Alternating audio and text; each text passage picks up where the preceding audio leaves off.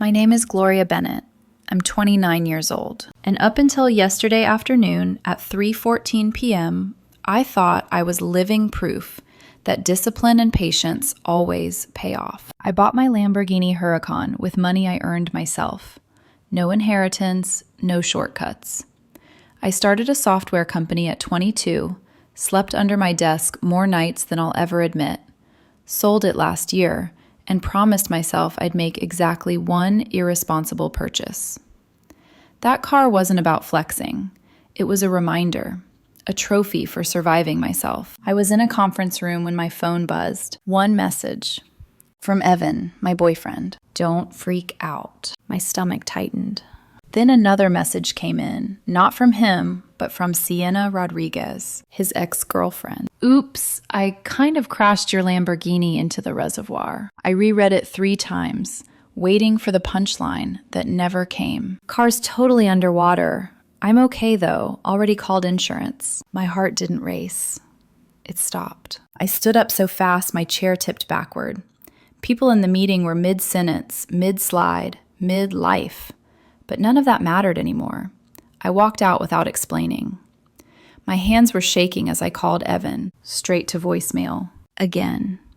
Nothing.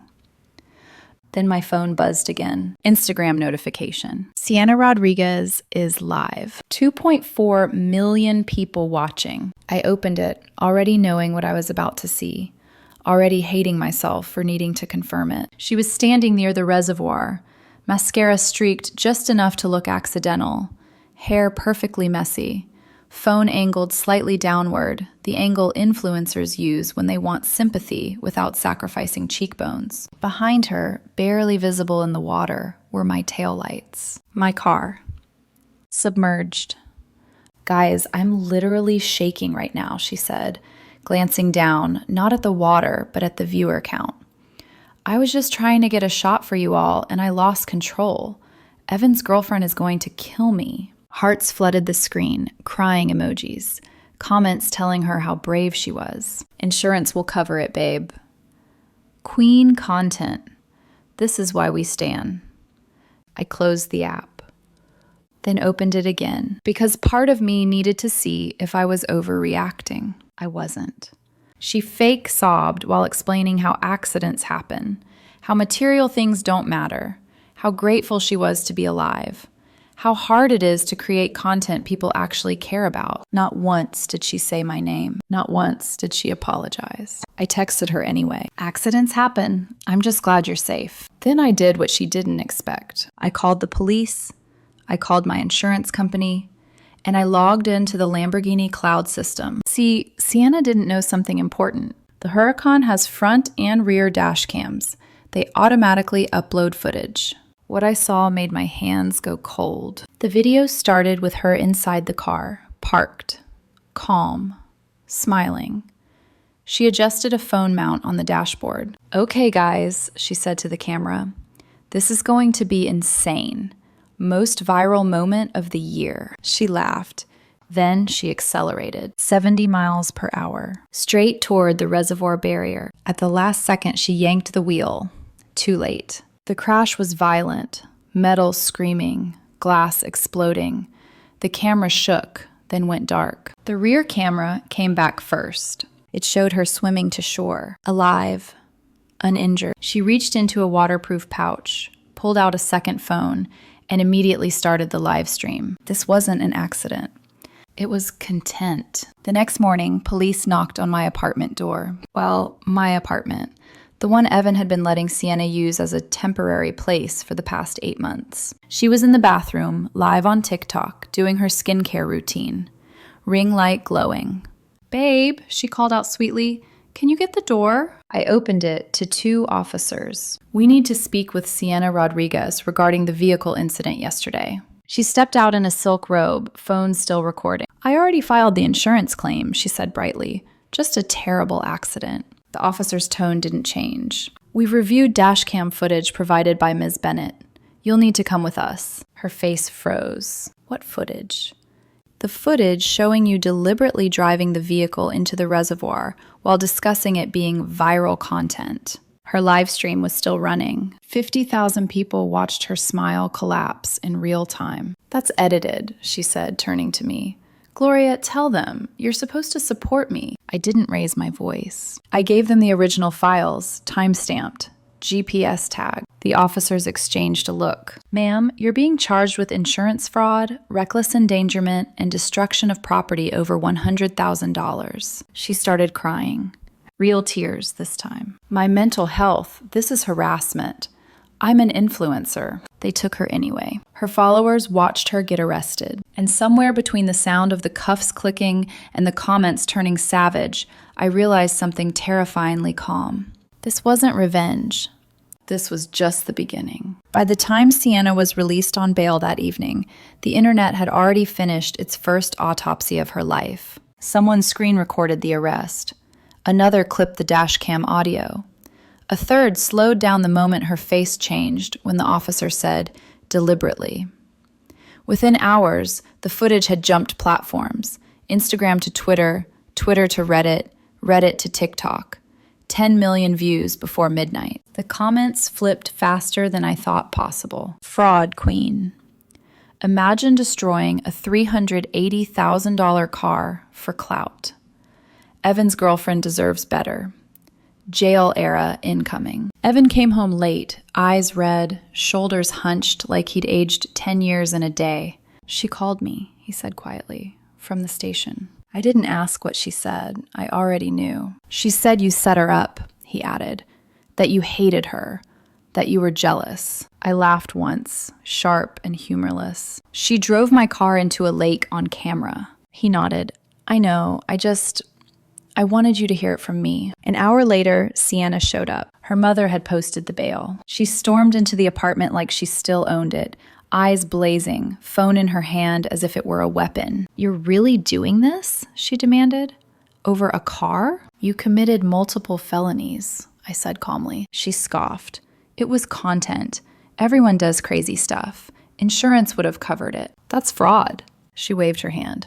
"Technicalities." Then she smiled. "And technically," she said, "I've been living here, so you can't just kick me out." I felt something settle in my chest, heavy, final. "You're a guest," I said, "and your stay is over. You have 24 hours. She laughed, actually laughed. "You can't evict me. I have rights." "You're not on the lease." Her smile faded. She pulled out her phone and started recording. "Say that again," she said softly. "Say it so my followers can hear how abusive you are." That was the moment I realized she wasn't panicking. She was pivoting. The next morning, my name was everywhere. Sienna posted a 10-slide Instagram story about toxic control, financial abuse, and choosing money over love. She tagged my company, my employees, my parents. According to her, I was a cold, manipulative tech executive who lured her into dangerous stunts, entrapped her with surveillance footage, and then abandoned her when she needed support. The Lamborghini? A gift. The dash cam? Deep fake. The crash? An accident I exaggerated to destroy her career. Within hours, strangers were in my DMs calling me heartless. A few threatened boycotts. One emailed my board demanding my resignation. Then her mother called. "Gloria," she snapped the second I picked up. "How dare you do this to my baby?" She deliberately destroyed my property. "She's an artist," her mother said. "Sometimes art requires sacrifice." She sacrificed my car. "You have everything," she continued. "She has nothing. The least you can do is drop the charges." The least she could have done was not commit fraud. There was a pause. "I'll ruin you," her mother said.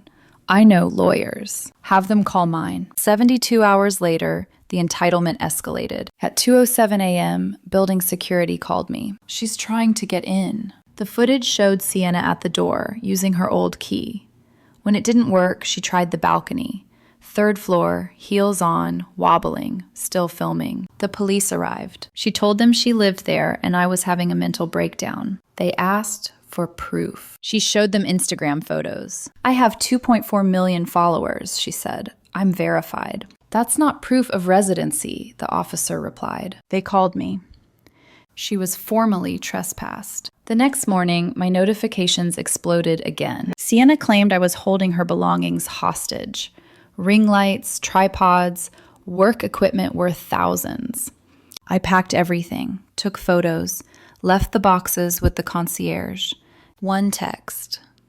Your items are at the front desk.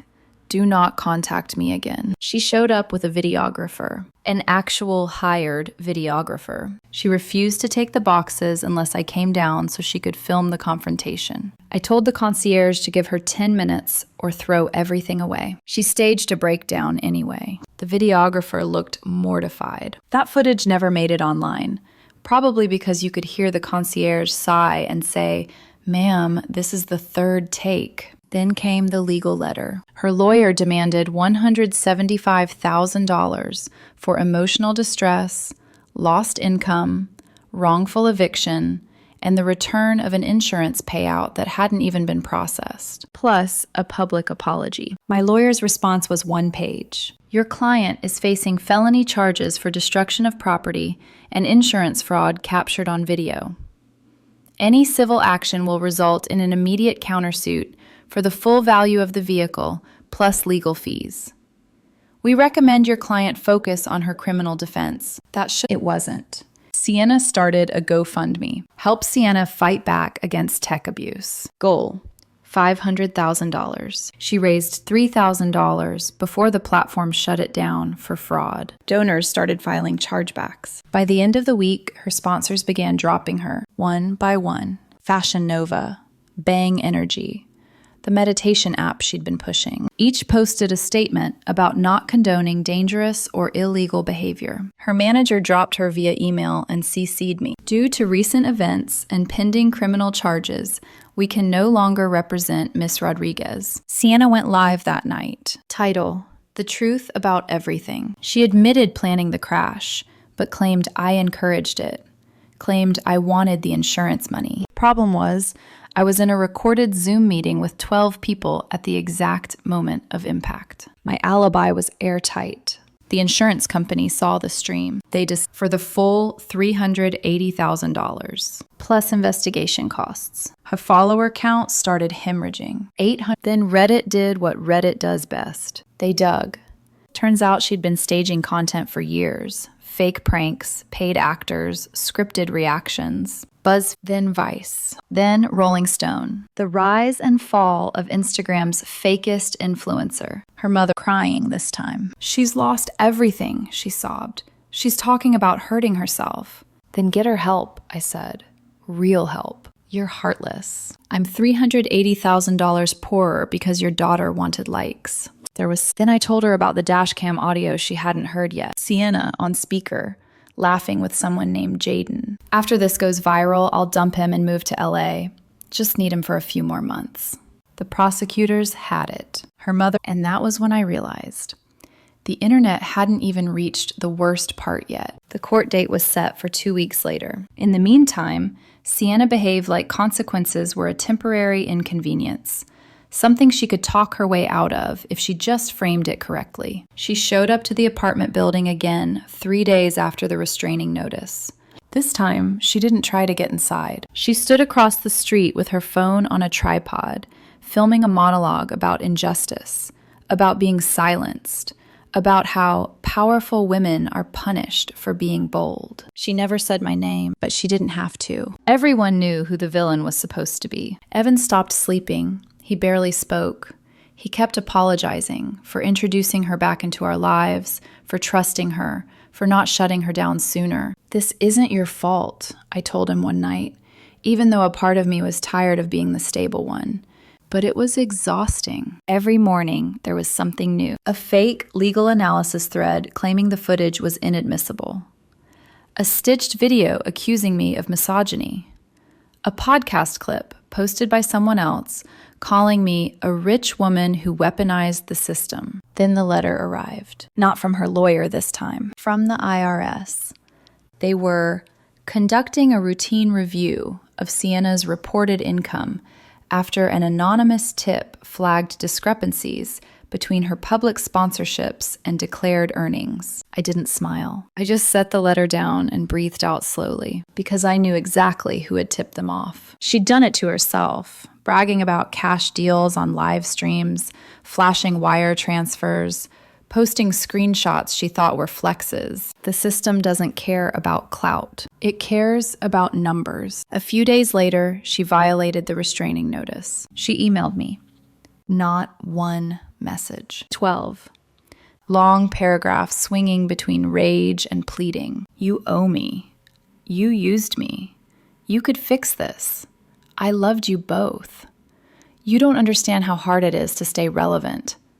This is bigger than a car. I forwarded every email to my lawyer, then blocked her. That's when she escalated again. She filed a police report claiming I'd stolen her belongings. When the officer called me, I walked him through the inventory photos, the concierge log, the signed receipt showing she'd collected everything. He sighed audibly. "Ma'am," he said, "this feels retaliatory." That's because it is. The next day, she tried to spin it. Posted a video crying on the floor of her childhood bedroom, saying she was being systematically erased. The comments weren't kind anymore. People were tired. Sponsors were gone. Platforms were quiet. Engagement was dying. She tried rebranding, soft aesthetic, mental health language, pastel lighting. It didn't work. Then came the GoFundMe resurrection attempt. Different wording, different title, same story. It lasted 6 hours before being taken down. By the end of the first week, her studio apartment, co-signed by her mother, was issued an eviction notice. She couldn't make rent. Her leased car was repossessed. Her manager stopped responding entirely. And still, she believed this would turn around. I found that out in court. She walked in wearing a carefully chosen outfit, neutral colors, soft makeup, hair pulled back like she was auditioning for sympathy, still thinking about optics, still thinking about angles. The judge watched the footage in silence. Front cam, rear cam, audio, watched her planning, watched her laughing, watched her crash. "Miss Rodriguez," the judge said, voice flat, "did you deliberately crash the vehicle?" Sienna hesitated. Her lawyer shifted. "I mean, yes," she said finally, "but for social media content." The courtroom went very still. "That wasn't my question," the judge replied, "but thank you for answering it." Her lawyer tried damage control. "Your Honor, influencing is her job." The judge didn't blink. "She endangered herself, potentially others, destroyed property, and attempted insurance fraud. For likes." Sienna started crying again. Real tears. Not because she understood what she'd done, because she was losing control of the narrative. She pleaded guilty to reduced charges to avoid jail time. The sentence came down like gravity. 2 years probation. 500 hours of community service. $380,000 restitution to me. $50,000 in fines. Then the final condition: no social media use for the duration of probation. Sienna gasped. Actually gasped. "That's my career," she said, voice cracking. The judge looked at her for a long moment. "Then perhaps," she said, "you should have considered that before committing crimes for content." The insurance company announced their separate civil suit the same day. Estimated damages: another $200,000 minimum. Her lawyer later told her mother she'd never financially recover. The IRS audit became a full investigation. 3 years of unreported income, penalties, back taxes, interest. It was too much for one person to outrun. By the time the hearing ended, she wasn't an influencer anymore. She was a defendant. Outside the courthouse, reporters tried to get statements. She covered her face. No ring light, no script, no audience to save her. Her mother called me that night. Not angry this time, just tired. "She's coming home," she said quietly. "Back to Iowa. She has nowhere else." "Okay." "She has nothing." I paused. "She has consequences." There was a long silence. Then she hung up. The restitution payments started the following month. $500. Every notification hit my phone like punctuation. A period at the end of something she thought was a story arc. Evan and I sat on the couch one evening. The apartment quiet again. "I'm sorry," he said for the 100th time. I squeezed his hand. "This wasn't revenge," I said. "This was accountability." He nodded. And for the first time since the crash, I believed it. Because entitlement doesn't collapse all at once. It erodes. Slowly. Publicly. And by the time you realize the ground is gone beneath you, there's nothing left to perform for. The silence afterward was strange. Not peaceful, just unfamiliar. No live streams, no dramatic captions, no crisis of the day narratives competing for attention. Sienna vanished from the internet the way only someone addicted to it can. Suddenly, painfully, completely. A week after sentencing, her accounts were officially frozen under probation terms. The court-ordered deletion took longer. Millions of posts erased, one by one, like a slow digital autopsy. Her last surviving clip, the arrest live stream, kept circulating anyway. People saved it, re-uploaded it, turned it into memes. That was the irony. The one piece of content she couldn't control became the only thing that lasted. The insurance payout finally came through. After depreciation and my deductible, I received $290,000. Not enough for another Huracan. Enough to move on. The salvage company pulled the Lamborghini out of the reservoir. It was worse than I expected. Engine flooded, electronics fried, frame bent beyond repair, totaled. They scrapped it for parts. Someone bought the steering wheel on eBay for $500. The listing title read, "Steering wheel from that viral Lambo crash." Even in death, the car had more value than her career. 2 weeks later, I started dating again. His name was Ryan. He was an accountant. He drove a Toyota. He didn't have Instagram. When I told him the story over dinner, he blinked slowly and said, "Wait, she thought destroying a $380,000 car would make her more famous?" "Yes." Ryan frowned. Did she not understand how the internet works? I smiled for the first time in a while. Exactly. Through mutual friends, I heard updates. Sienna moved back to Iowa. She worked at her uncle's hardware store.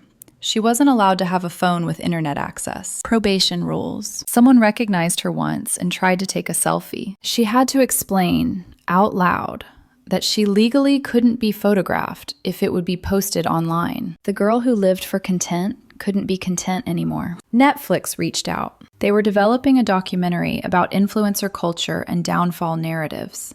Working title, "Going Viral, Going Broke." They wanted to interview me. The appearance fee would cover my deductible. I was still thinking about it. The real twist came quietly. Jaden, the guy she'd been planning to move to LA with, posted a TikTok about dodging bullets. It went viral. He was dating another influencer now. Even he profited from her collapse. 1 month after the sentencing, her mother called one last time. Different voice. Defeated. "She has nothing," she said. "She has a job," I replied. "And consequences." "Are you happy?" she asked. I thought about the lake, the footage, the courtroom, the silence. "I'm at peace," I said. She hung up. The restitution payments kept coming. $500 a month. For basically forever, given her current salary. Every notification was a reminder, not of revenge, but of reality. Play stupid games. When legally binding, court-ordered consequences. Sienna tried starting a podcast from her mom's house. Canceled but not broken. It lasted 1 episode before probation shut it down. Podcasts count as social media. She literally couldn't create content in any form for 2 years. Attention had been her oxygen. Now it was rationed. That wasn't cruelty. That was proportion. I lease a BMW now. Full coverage. Comprehensive insurance, and one personal rule: no passengers with more than 10,000 followers. Not because of jealousy, because character doesn't depreciate, and you can't crash it into a lake for clout. The payment started next month. 63 years, if nothing changes. $500 at a time. She wanted to go viral. She did, just not the way she planned.